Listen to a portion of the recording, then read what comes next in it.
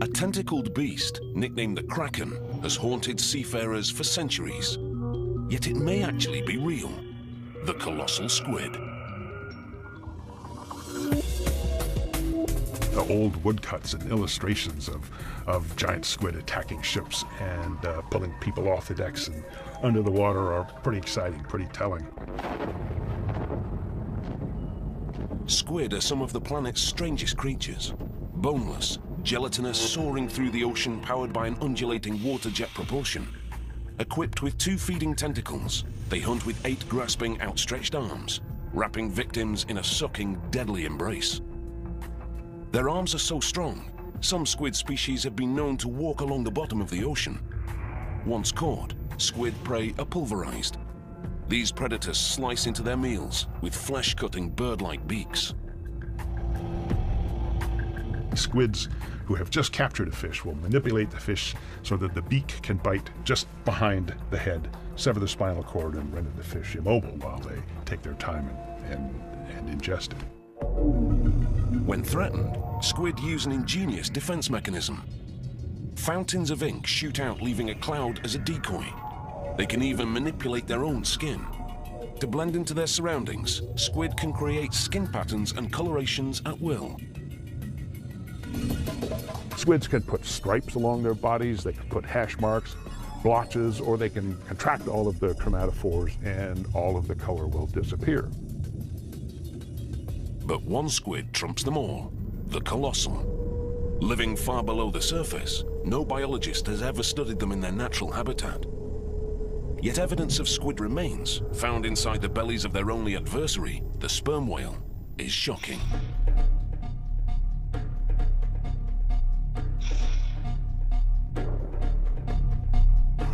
An animal like the giant squid or the colossal squid may live for 3 years, but probably not much longer than that. What that means is that these animals grow incredibly fast, probably the fastest growth rates of any animal on Earth. For centuries, capturing this legendary creature was considered impossible, until one fishing expedition dared to defy the odds.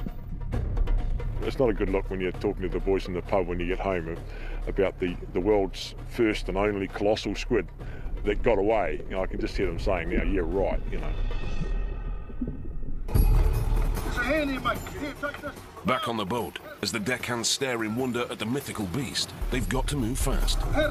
Using pole gaffs, they scramble to secure the squid to the vessel. It's huge! Hurry up, we're gonna lose it! The men struggle to hang on, but the creature's jelly-like body makes maneuvering it next to impossible. The squid's tentacles begin winding around the gaffs. They were hanging on to this massive creature, and the squid's tentacles were moving around the gaff. So needless to say, my first thought was, careful, this might, fight back. Roused from his cabin, Captain Bennett arrives on deck to a surreal scene. To see something like that alongside the ship, tentacles hanging on to the side of the ship and wrapped around the gaffs and everybody yelling and screaming, and I didn't really know what to do first. The ship is navigating a treacherous ice field. A decision has to be made, whether to stop the boat and save the squid for science, or to let it loose. I knew that we had something special here, and this was the first live colossal squid ever to be caught. Our reaction was to sort of retain it in the best condition that we possibly could. So that was going to be our challenge for the day. The captain decides to preserve the squid in the ship's holding well, but stopping the 1,500-ton vessel to pick up a sea monster was not in his plans. It's a daunting and dangerous task. The outside temperature is 2 degrees Celsius, the water a minefield of jagged icebergs. And as the crew strives to hold onto the squid, their gaffs keep sinking into its flesh. At one stage there we thought we were going to lose it. The gaffs weren't holding on well enough. We thought it was going to get free. You guys got it? Can we hold it there? The ship was still slowly moving through the water. The mate was driving, so he had to pull a pitch astern and slow it right down so that we weren't moving at all. That was tricky. The first mate manages to bring the boat to a grinding halt. The deckhands still have the squid hooked, but a successful capture is far from certain. We had the squid alongside, it was secure, and now we had to get it on board. We knew what we wanted to achieve, just didn't quite know how to do it. Let's go check it out, eh? It came up to the surface and seemed to intake a lot of water, and at that stage its bulk increased just about by double. And it was then that we realised just how big it was. It was enormous, it really was, it was huge. You go get the net. Jack, you go get the rope in my hand. The crew quickly lowers a gangway net alongside the boat, yet the creature eludes all efforts to wrangle it.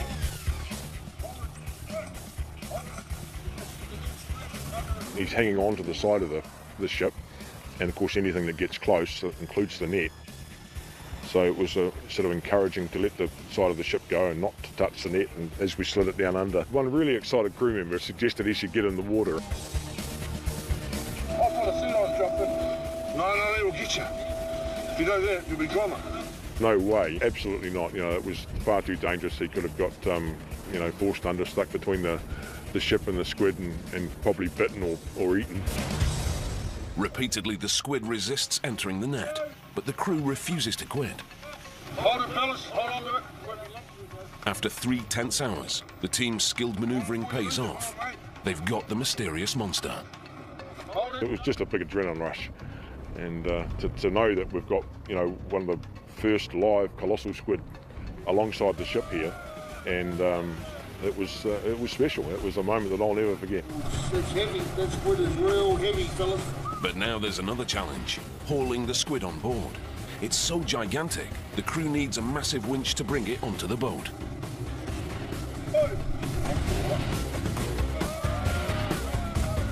At last they've done it.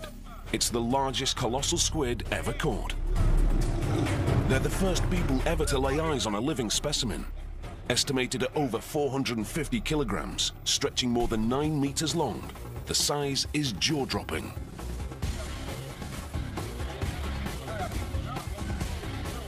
This is awesome. It's a mysterious creature that we haven't had the opportunity to examine, and here it was right for us. I'm going to have so much fun describing the colossal squid to the grandkids in the future. I'm going to live on that one for a long time.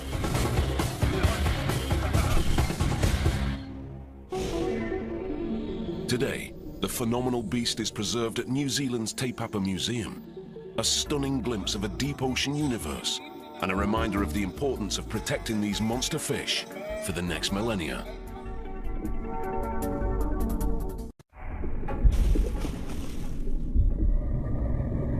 These ravenous beasts are one of the planet's most dangerous predators. Lone hunters, they have one mission: destroy and devour the tiger shark.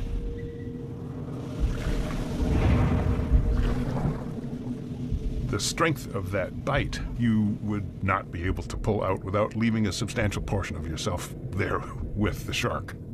They are very powerful. Truly titanic and unchanged for millennia, the largest tiger shark reportedly measured close to 3.5 tons. Even an average specimen can grow 4 meters from tail to tip. And further fueling their prodigious appetites are teeth built like carving knives. The front edge pierces and holds prey, while a jagged rear edge saws through flesh and bone. This design allows tiger sharks to rip prey other sharks can't penetrate. Even rock-solid sea turtle shells can't keep this monster fish from its next meal.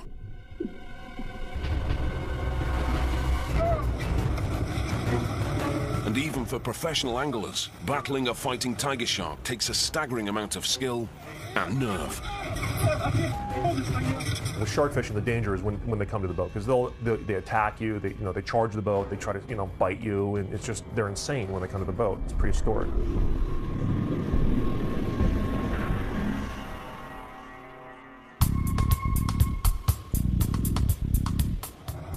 July the 16th, 2005, Martha's Vineyard, Massachusetts. Sports fisherman Ivo Allen charters a boat to travel off the coast to do battle with the largest, most fearsome predator he can find.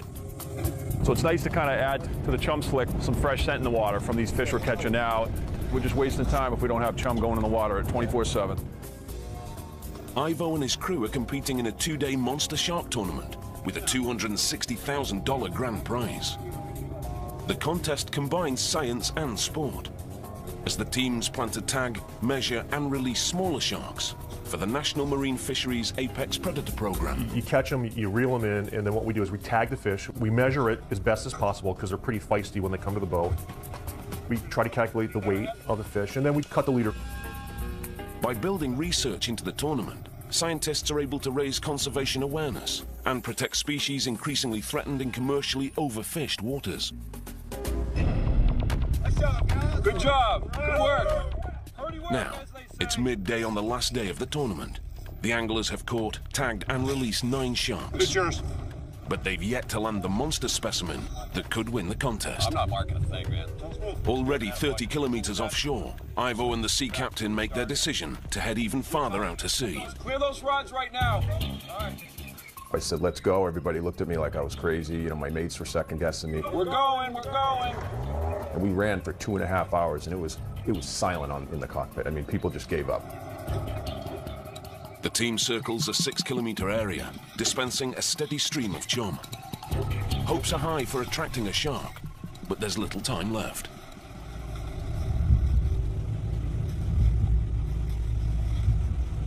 You see him out there, Brian, or not?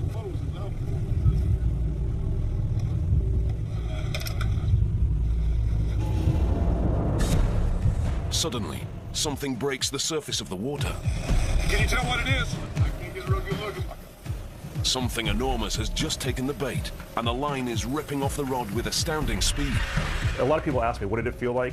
And you take your line with a hook on the end and go ahead and stand on the side of the freeway, and you hook a car that's going by at 30 miles an hour. That's exactly what it's like. Because it was just hold on for dear life. Very dangerous, guys. Be real careful. At the mercy of a gigantic fighting fish, the crew scrambles to clear the deck. They know all too well, if the lines get tangled, the monster shark can break I away. don't care if he's pulling. You pull back. We need this fish now. But just staying upright is a back-breaking struggle. At that point, I'm not even fighting the fish. I'm just holding on, Come on, that fish is tired, Ivo. Let's go. trying from pulled overboard. Waves are crashing into me, crashing over me, and it's a surreal experience. It's total adrenaline. How many feet we got? The tension on the line is unbearable. Ivo's straining for any leverage he can get. To gain some slack, the captain decides on a reckless gamble, changing course and heading towards the shark. Get that slack up.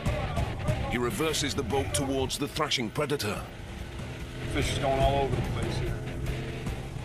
Approaching an enormous angry tiger shark is never a good idea, but the team's determined to win. Get ready to get him, guys. The captain's maneuver works. Tension is off the line and Ivo fights back by reeling in the slack. He's got a chance, but it's still a muscle-burning battle for every inch of line. Where's the fish? All right, everybody stay cool now. Everybody stay cool. I was thinking about quitting. I mean, it's like, I can't do it. There's no way. This fish is just too big. And everyone's screaming at me, look at the time, look at the time. Right here, 20 yards. Finally, after 30 grueling minutes of arm-wrenching work, the team gets a first glimpse of their adversary, and it's a chilling sight. Damn, it's huge. The fish comes up and it goes dead silent. Everyone's just sitting there looking at the water like, holy, what did we just catch? Let me know when you get that fish. Right, leader. What the hell do we have on the end of the line? Get it. Yeah. Come on, man. Jay just looks at me and he goes, big fish. And he looks scared. It's the winner. It's a tiger shark over 5 meters long. The notorious predator's only a few feet from the boat and extremely agitated. The creature's powerful jaws are lashing out at anything and everything, including the boat. You have the 17-foot shark with a mouth that's 3 feet wide that's, jumping up onto the boat trying to bite anything it can. I'd never seen a shark so close to the boat of that size. So I was a little bit horrified. Though tired from the fight, the thrashing shark is still incredibly dangerous. The first mate stands ready with a rope and a large gaffing hook. All right, everybody, pay close attention, guys. I want everybody paying real good attention. You fall in the water, you're dead, because it's biting everything. Anything it can bite to get away, it's going to bite. So if someone fell over, they would have lost a leg or an arm or something. The first mate reaches into the ocean and grabs the enormous shark's tail. Get on! Here you go. The team secures the fin to a tower on the back of the boat. And they've done it. They've captured a 540-kilogram tiger shark. My arms were killing me, my legs were killing me. I mean, there wasn't any part of my body that didn't hurt. It was just painful, but the exhilaration, everyone just picked me back up. They grabbed me from the deck and they're hugging me, they're giving me high fives, and it was crazy. But now the race is on. As the team speeds back to shore, the enormous tiger surfs the boat's wake. They're over 100 kilometers from the dock, with just over 3 hours left before the tournament deadline. We're all just looking at our watch. No one's saying anything, we're just looking at our watch. It wasn't going to happen.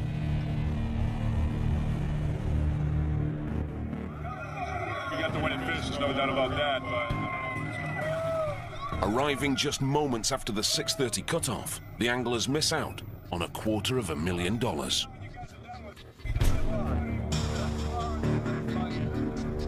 Yeah, it really laid on my shoulders. If I could have gotten it in a little quicker, 6 minutes sooner, we would have won. Though the shark didn't survive the journey, biologists on hand dissect the fish for vital research. It's the biggest specimen the Apex Predator program has ever seen, and an invaluable opportunity to better understand these magnificent and deadly monster fish.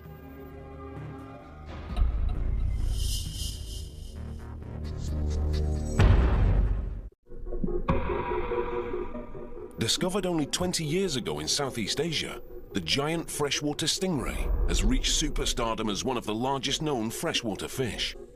Specimens have stretched as long as a limousine, up to 5 meters from nose to tail. And scientists speculate they get even bigger, supersized rays weighing over half a ton. When threatened, this alpha predator has a secret weapon. Projecting from the base of its tail is a spear-like barb, over 30 centimeters long. And to seal the killer deal, it's lined with hooks.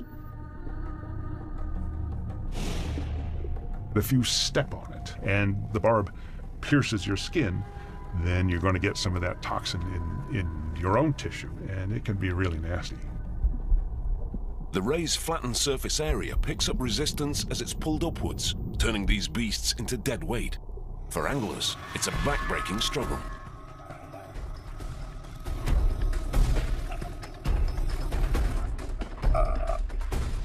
I believe that the giant freshwater stingray is comparable with anything in marine waters. For a freshwater fish, it is the ultimate capture.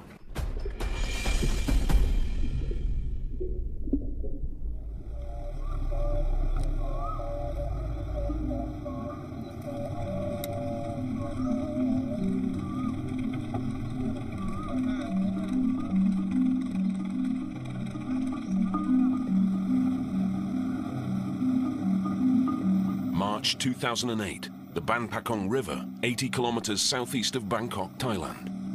Home to the giant freshwater stingray. Local fishing guide, Wutachai Boy Kawensuan, has pioneered search strategies for giant rays in Asia.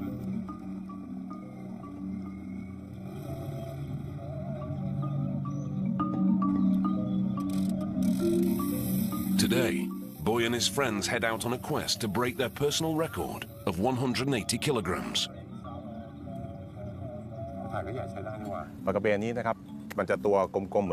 The giant stingray is like a dinosaur hiding at the bottom of the river. But if he's out there, we will find him. Catching these creatures takes a team effort.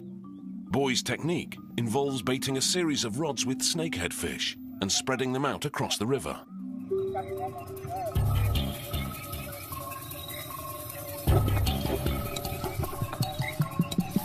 The men watch and wait. There's a sudden tug on the line. Boy scrambles to gain leverage, but the powerful pull is stronger than anything he has ever felt.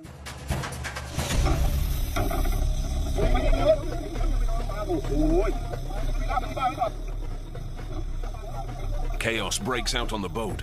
The massive stingray is like a motor beneath the water, towing all 4 passengers upstream.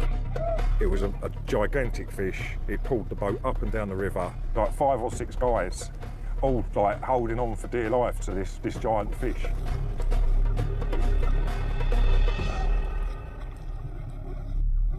The stingray grinds to a halt. The fish is stuck like a plunger to the riverbed, refusing to budge. But Boy also refuses to give up.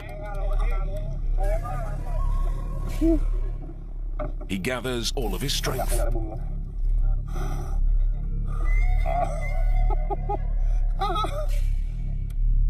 Characteristically, they clamp themselves onto the bottom of the riverbed. Very hard to shift these fish when they do that. You could be talking about a 200 kilo fish with possibly 200 kilos of mud and debris on top of it, you know.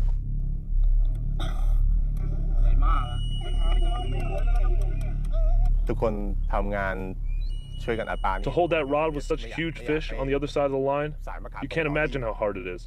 It's like carrying a big rock on your shoulder and running around.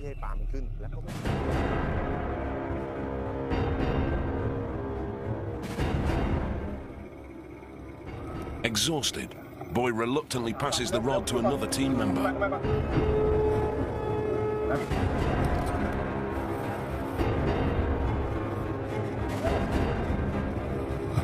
For 3 grueling hours, the men take turns fighting the fish. Their arms are trembling, their bodies tense with the prolonged struggle. The 4 anglers combined are no match for the gargantuan ray. One moment of lost concentration and the line will snap. The worn-out anglers are desperate for any help they can get.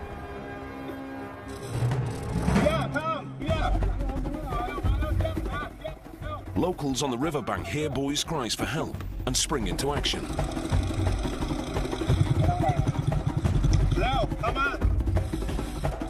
A small craft brings reinforcements to the fight. Incredibly, the battle continues for 3 more excruciating hours as the new crew takes turns on the rod. It's now 10 men versus 1 fish. I was just staring at the line. Please don't break. Please don't break.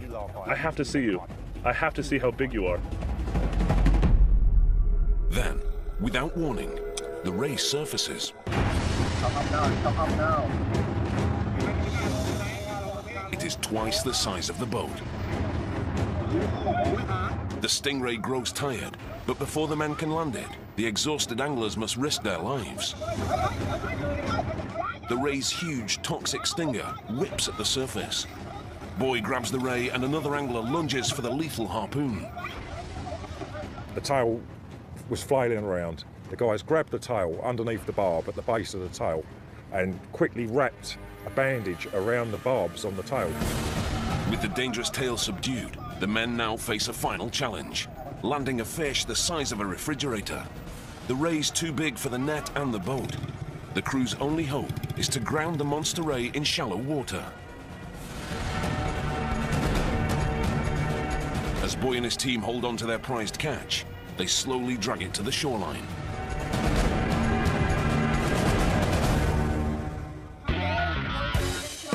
At last, they've landed the biggest ray they have ever seen. The stunned crowd stares in wonder at the colossal beast, weighing 1/4 ton. With a wingspan of over 2 meters, the prehistoric ray's a world record freshwater catch on rod and reel. I've shared this feeling with all the team. It's like a feeling of relief that you've actually managed to get the fish up without losing it, elation and awe just at the sight of the creature, you know. But this mighty stingray belongs in the river. The team unhooks the fish of a lifetime and watch in wonder as it returns to its underwater lair.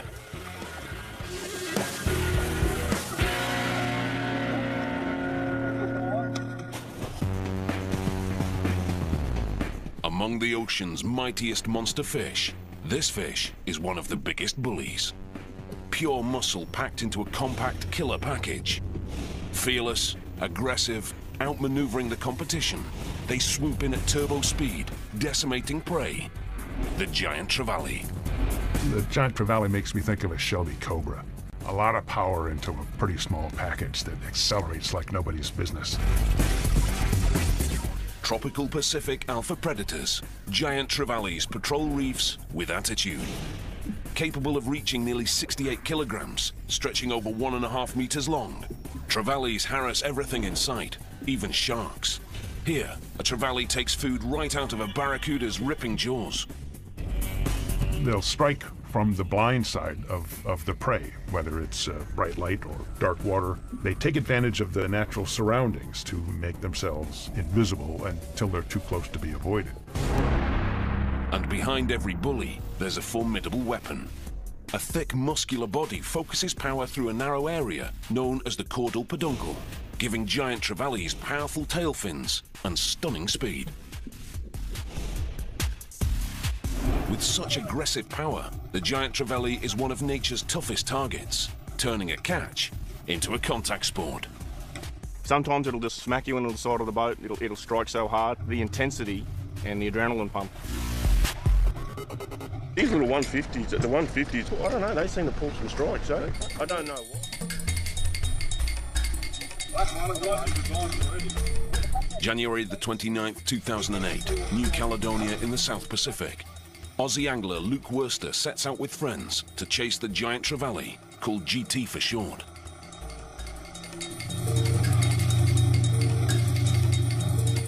For passionate fishermen like Luke, this muscular fish is a fierce opponent that must be treated with respect.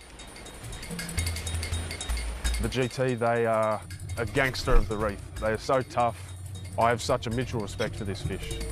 Nice one, mate. It's my life. GT fishing is my life. And catching this monster fish is no easy task. I specifically am training just for GT fishing. Cramps up there, cramps in the bicep, and cramps up here, cramps in the forearm. If you're not in shape, GTs will find your weakness. The environment alone is challenging. I'll just take the boat over here and just spin it around back into the wind just to give you a good angle. GT live a few kilometers offshore, often amongst huge waves. Out here, Luke and his friends throw cast after cast. And they aren't the only predators on the hunt for GT. Sharks also circle ominously beneath. Oh, look at him, look at him, look at him. Reef shark, reef shark. Oh, it's already sharked him. We've just hit a patch of bait, got our lure in the middle of it, hooked up a GT, and as soon as we've hooked up, we've had a big shark, big whaler shark. Well, needs no words.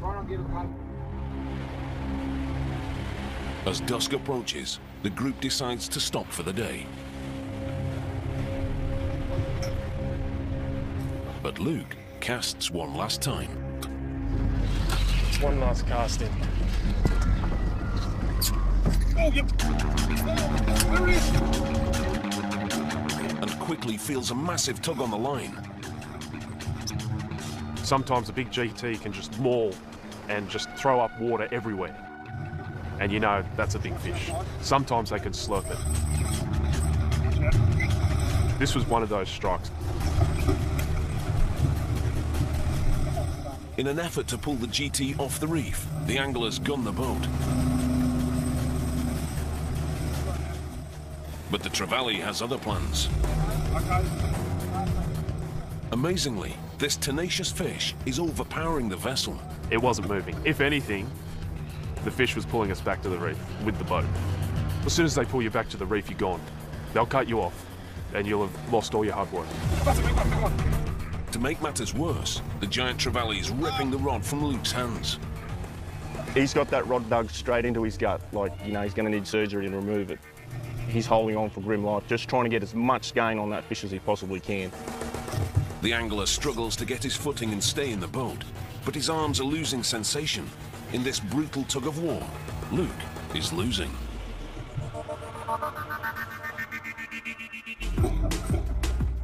As Luke fights to stay focused, the wrestling match rages for an excruciating 30 minutes. My muscles were full of lactic acid and they were ready to give up. Slowly but surely, I was able to start pumping and whining, and slowly she started coming up. As the fish surfaces, the anglers get their first glimpse of the heavyweight on the other end of the line. When I saw that fish for the first time, I had no words. I was speechless. Oh, there it is. It's big. My God, it's a Goliath. It looked like a Volkswagen. The giant trevally built on a monster scale, the biggest the group has ever seen. To get this monster on board, it'll take the strength of 3 men. As the 6-meter-long vessel bounces on the churning sea, the fishermen try to hoist the trevally onto the boat. With a final coordinated pull, at last, they've got it.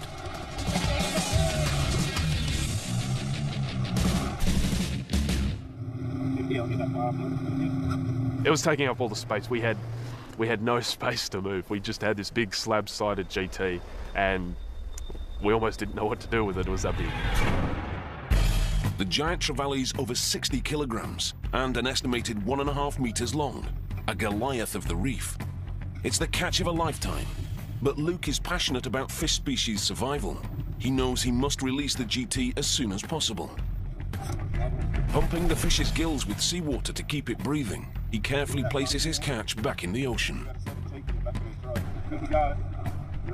Once we released that fish, she gave a few kicks, but then she started to descend. But she didn't descend normally. She turned on her side and she was basically exhausted from the fight and dying. The anglers watch in horror as the GT begins to spiral to the bottom. Luke does the unthinkable. He dives into shark-infested waters to save the fish. On board, his friends are in a panic. Come on, man. Don't worry, it's only a fish bag, come on. Get out of the water. Get out of the water. The fish will be fine. I did think about it just as I was jumping in the water, but as soon as I was in, it's now or nothing. It's not a chance that I'll get again, and if I don't take it now and try to make a difference, then I'm not going to feel right. Ignoring his friend's anxious cries, Luke cradles the massive GT in his arms. As he struggles to move water through the giant fish's gills, they both become predator targets. At that point, you step into their realm, you are bait. So there's always that chance. It was a bit more difficult than I had expected because I'd already exhausted my energy so much that I was even struggling to swim myself, so we were almost two of the same. Luke swims with the crippled giant for 10 long minutes. Slowly, the GT shows signs of life. With a sudden, furious flick, the trevally darts away. Luke and his catch of a career have both survived intact. Once I got back in the boat, my arms were trembling, my whole body was trembling, and they were calling me nuts, but they knew I'd done the right thing. Well done.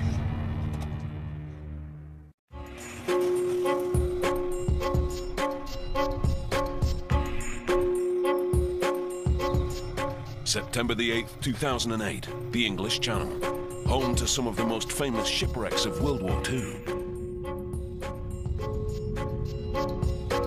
The big wreck of fish in today or a small one? And for modern anglers, the perfect place to hunt for an elusive opponent, the conger eel. Now, for the first time in 30 years, conger enthusiast and devoted shore fisherman Roger Beer will fish from a boat, heading into the channel to chase this mighty fish. The expedition starts slowly. Luring the conger is a painstaking art. The eel prefers the safety of shipwrecks and must be coaxed out of any chosen hiding place. Roger feels a nibble on the line. A conger is toying with his bait. You feel every little tap, and the eel was very slow biting. I just kept quiet because I thought, well, if I miss it, I won't have to say too much. So I just let him go and just let a bit more line off and for 15, 20 minutes. Then he finally started going off and I just hit him like a steam train. The conger eel's ferocious jaws have locked onto Roger's bait. The fish is making a beeline for the shipwreck. Roger must keep the eel off the grounded vessel without snapping the line. It's a delicate balance, a game that can end at any moment. It's either you hook the fish, land it, or the fish will get the better of you and snap the line, or the fish will get in the rocks. That's how good they are. They're very, very cunning fish and very devious.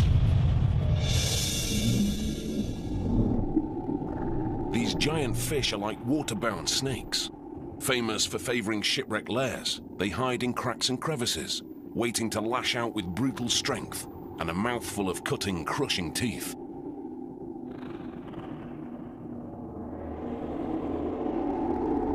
They resemble a big snake, a big python or anaconda. Lots of muscle packed into a big, long, tubular shape. They're very impressive animals. Able to reach lengths of over 3 meters, weighing more than 113 kilograms, congers are like creatures from science fiction. The undisputed kings of a family of eels made up of over 100 different species. Eels are powerful predators. They're really good at hiding out in the dark behind some sort of cover and then striking out quickly to capture their prey. And if the first bite doesn't kill, the second one will. Eels use an extra set of teeth buried deep inside their throats, called the pharyngeal jaws, to snare and cut their meal, annihilating any hope of escape. For some anglers, this vicious creature is the ultimate adversary. Organizations like the British Conger Club chronicle the history of conger fishing, as decades of sportsmen have devoted entire careers to battling this mean, moody, and mysterious animal. It is a fish of considerable mysticism, really. There are people that have disappeared, fishing from small boats for conger, and have never been seen again. Yep, it's a fairly big one.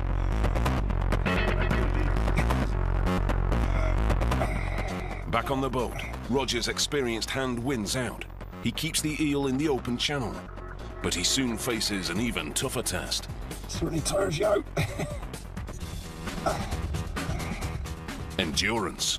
The strength of the hooked conger is overwhelming. It's clear this is no ordinary eel. I was concentrating on being one jump ahead of the eel.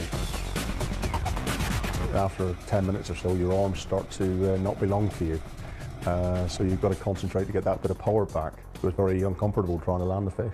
Not a bad one, Rog. Without warning, the eel suddenly surfaces. There he is. It's huge. A monster specimen stretching across the surface of the water like a giant snake. The fish, as it came up to the surface, I have never seen anything like it. I've seen eels to 80, 90 pounds, but this dwarfed it. Oh, it's bloody huge, right? Big one. But the conger doesn't stay up for long. With a sudden burst of energy, the eel makes a dash for the ocean floor. With luck, I managed to get him up, but every time I got him up, halfway he went straight down again. He's diving. He kept going down again, and then up, and down again. The line can snap at any moment. Roger struggles to stay as sharp and strong as the monster fish below. That's better, Roger. Keep going. After 30 grueling minutes, a breakthrough. The eel bobs back on the surface, showing signs of exhaustion. It's all right. But the battle isn't over yet. To land the catch, Roger's got to get the dangerous fish into the boat. Most of the fish are lost to the gaff because they're so powerful, and they do a spin. They can rip a gaff at your hand, pull you in. Ready? The anglers hold their breath as the captain readies the gaff. Any experienced eel fisherman knows the closer you get to these predators, the greater the risk of losing your own flesh in their snapping jaws. You just keep away from its mouth because it's got big teeth. Big female. Marshalling his strength in one swift move, the captain hooks the gigantic eel and swings it into the boat. At last, they've landed the Goliath conger. Oh, I say, Roger, that's a little bit bigger. The anglers are amazed. The eel is even bigger than they imagined. Cheers. Good one. Nice one, mate. Wazzy, don't kick you. I'll do it. Almost 3 meters long, weighing in at 49 kilograms. It's the biggest conger captured off the coast of England in a decade. Oh, well, it was phenomenal. It was brilliant. You know, I couldn't believe that I'd done it on the first trip out. 110. That's all I need is a 100-pounder. Biggest deal I've ever seen. Maybe a little bit bigger.